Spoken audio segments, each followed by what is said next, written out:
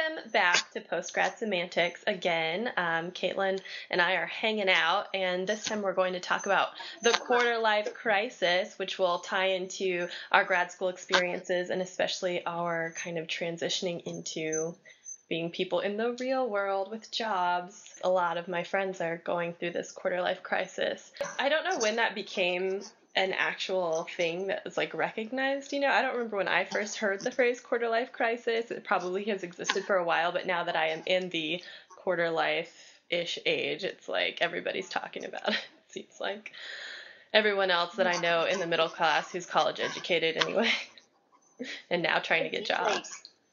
It seems like mostly people who are just graduating, I don't know many of my friends who didn't go to grad school and who already graduated and have jobs now. None of them are suffering their quarter life crisis. It seems like they all already went through that.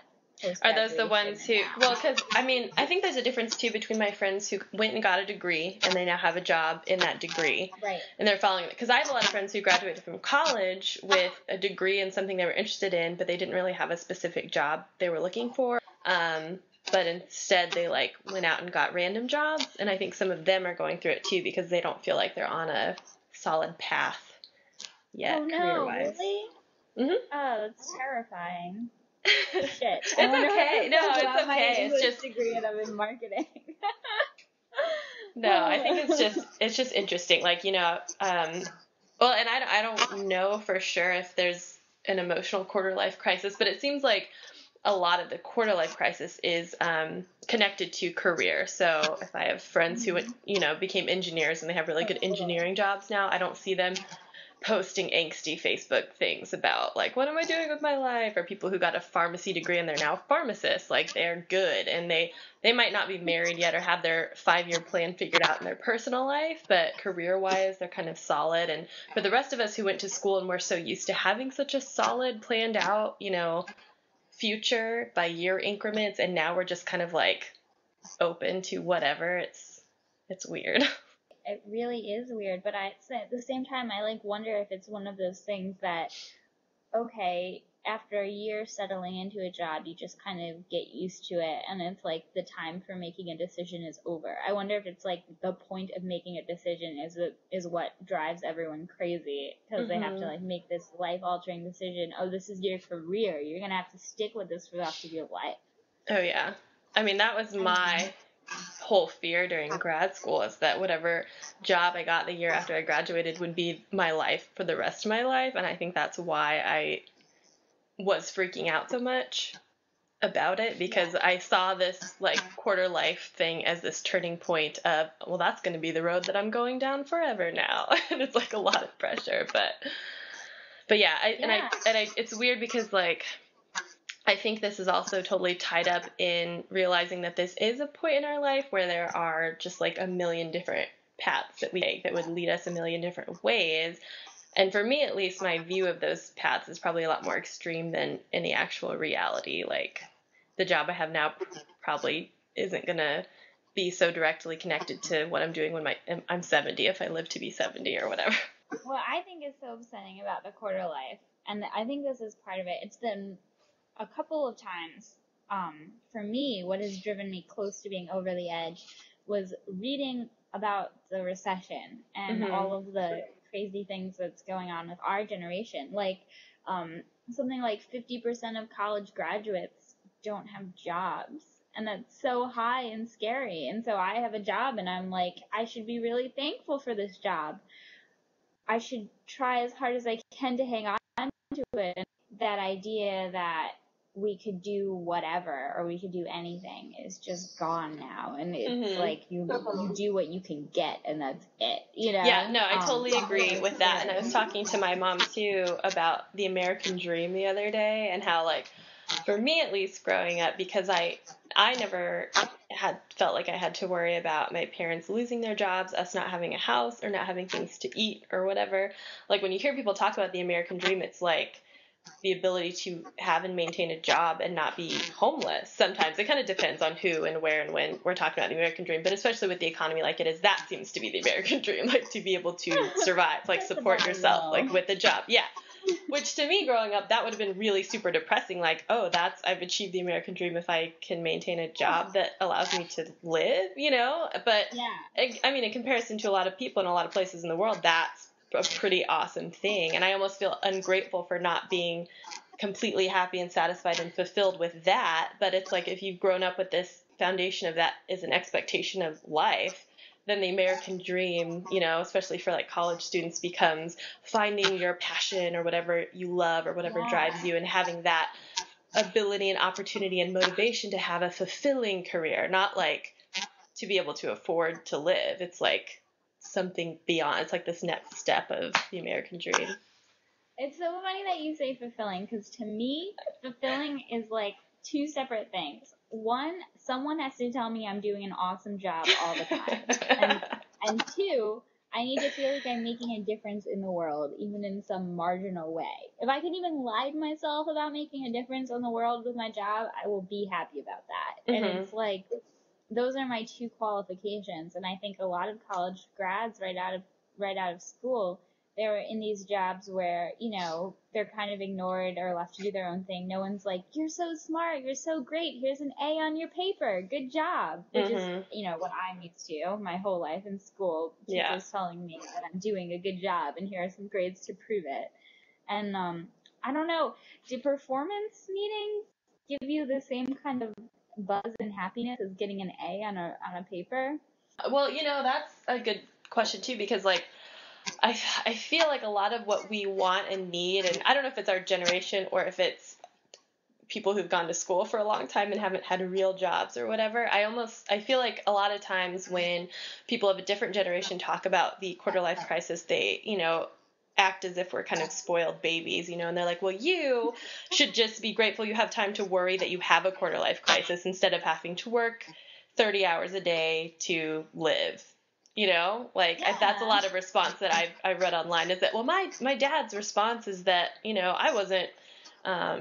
I didn't have the luxury to worry about having a crisis or figure out what I wanted to do. I had to work and have a job, and that's what I did. And that's kind of my parents' reaction too, is that they're like, God, when I was your age, I just, got out of school and I found 2 jobs and worked them to try to make enough money to try to get through some more school or whatever.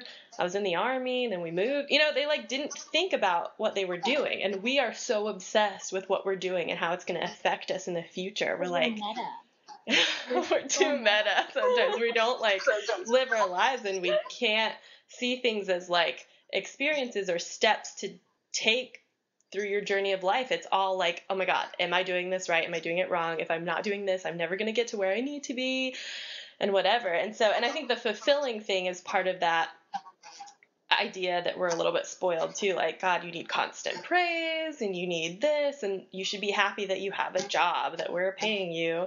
You don't need to be special. They raised us to be that way, one. And also the media, too, constantly telling us that we need to market ourselves and think about all the skills that we're building. Sometimes I feel like I do things only for my resume. I'm like, oh, I'm going to volunteer here. That's something else I can put on my resume. All of high school, and there's jokes about that, but I know, true. It's not even a joke, though. It's true. It's not a joke. Yeah. Finally, 2 years ago, I realized I had done so many things that I couldn't fit them all on this one-page resume, that people are telling me I can only have 1 page on my resume. I'm like, but what about all this other stuff I did? You mean I can't brag about it to my employees? And sometimes I find myself thinking that in my head. I'm like, oh, this thing I'm doing is really great because I'm really learning these skills that I can really market myself better with. If I want to go into this field, or this field, I'm learning these skills. It's like I'm not a walking resume. Sometimes I'm doing things because I just like them, and I don't want to have to think about the skills that I'm building. I don't know, this isn't The Sims where I can reach level 4 of logic and then I'll suddenly open up the new medical field. I think that's how we view ourselves. I mean, if you look at Facebook or LinkedIn and what we have listed as our skills and our jobs that we've had, it's almost like we're creating ourselves as these little sim characters. Like, I am a creative person and I know MLA style, and there's a list of it's kind of true and weird. And it's weird too because fulfilling, I think, is so connected to those concrete things that you can measure and then get some kind of outcome in like a promotion or a career or something. And there's no, like scrubbing a floor isn't fulfilling in that you worked hard and concentrated on scrubbing a floor, and you can't do that for 40 years because people are constantly expecting you to grow and expand and go to different jobs and get promoted. And it's like, I don't know, fulfilling is so connected to this idea of progress and being a lifelong learner and stuff. And to me, part of that is fulfilling, or that's one definition of fulfilling. But there's also, I think, these other opportunities for something that's fulfilling that would not really enhance my resume at all, and that I'm not necessarily, I don't know. There's all this focus on like fulfillment as progress, like moving forward. But Yeah. there's all this focus on us thinking about the future all the time. Like we can't just be where we are and happy with it, We've got to be like, okay, what about this next step? Okay, at this job, what skills am I learning for if I ever leave this job or want to move on, And I'm not 100% sold on the idea that we should always be planning for the future. I mean, in some senses, it's good to plan, but like when you're talking about your parents and them having like falling into jobs that they love, that's how it happens. Right. How you can't, because I think planning is totally great, but then you have to like let go of the plans and let things happen. And I think our generation is so obsessed with like, I have to do this step and then this step and then this step, and I have to do them exactly that way in that order, or else everything's going to fall apart and I'm never going to get to where I want to be. But there's there's a part of, like letting fate go where it's going to go, or whatever, or being understanding that sometimes you have to take a step back before you can get forward, and not being totally devastated by that. I think that's a function of our university system, which has so many gate things set up. If you complete this course, then you can take that course, and then you can take this prerequisites. But then you also have to go to grad school if you want to get this other job that you have to do, and also your certificate in I don't know, whatever. It's like you can't ever just like, there are all these like weird little things that you have to do to pass on to the next step to get this other thing that you want to do. Yeah, that's so true. Even in nursing, it's not enough for me to have my master's in English. I can't teach English in public high schools unless I spend another year at school to get a certificate for it. And then, once I get that certificate, then I have a bunch of other regimented professional development programs that I have to take if I want to get the salary increase. It's like it's based on that kind of regimented signs of forward movement, but not necessarily progress.